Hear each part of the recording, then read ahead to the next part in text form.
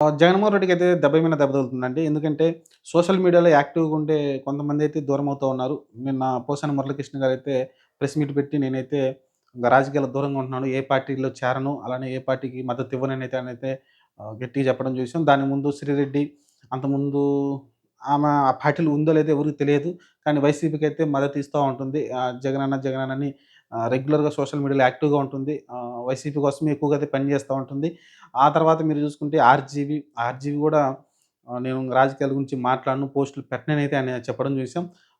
కానీ ఆయన గూడా కేసుల్లో ఇరుక్కోవడం, అలానే శ్రీరెడ్డి మీద కేసులు, అలానే పోసాని మీద కేసులతోటి వీళ్ళందరూ గూడా అయితే ఇంకా రాజకీయాలకు దూరంగా ఉంటాము. రాజకీయాల గురించి మాట్లాడడం అయితే ఒకళ్ళ తర్వాత ఒకళ్ళైతే అనౌన్స్‌మెంట్ ఇచ్చుకుంటూ వచ్చారు. అంతకుముందు 'పృథ్వీరాజ్' గావచ్చు, ఆయన జనసేనలో చేరడం గావచ్చు, ఇలా చాలామంది ఇప్పుడు అక్క అమ్మాయి శ్యామల ఒక్కటే వాళ్ళ తరపున స్పోక్ పర్సన్‌గా అయితే ఆమె అయితే రెగ్యులర్‌గా వీడియోలైతే పెడుతుంది. మరి ఆమెను కూడా ట్రోల్ చేస్తున్నారు. మరి ఆమె కూడా కొన్ని రోజులుంటే తప్పించుకొని బయటకొచ్చేస్తుందేమో చూడాలి వైసీపీ నుంచి. ఇంకా 4 సంవత్సరాల కోసం తట్టుకొని ఉండాలి. ఈ ట్రోల్స్ అన్నీ కూడా మరి అంత ఓపికగా ఆమె ఉంటుందో లేదో చూడాలి. ప్రస్తుతం అయితే వైసీపీ పరిస్థితి చాలా దారుణంగా ఉంది. ఎందుకంటే మిగతా లీడర్స్ కూడా ఎవరు రావట్లేదు. ఆళ్ళకు కొడాల నాని ఎప్పుడన్నా ఒక్కసారి కనిపిస్తున్నాడు. అలానే వల్లభనేని వంశీ అయితే ఇంక అంతులేడు. రోజా కూడా ట్వీట్‌లకే పరిమితం అవుతుంది. అంత యాక్టివ్‌గా అయితే ఎవరు ఉండట్లేదు.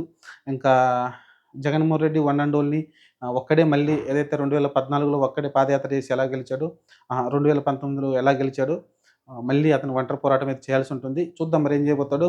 ప్రస్తుతం అయితే సోషల్ మీడియాలో యాక్టివ్‌గా ఉండే అందరూ కూడా ఒకళ్ళ తర్వాత ఒకళ్ళైతే రాజకీయ సన్యాసం పుచ్చుకుంటున్నారు.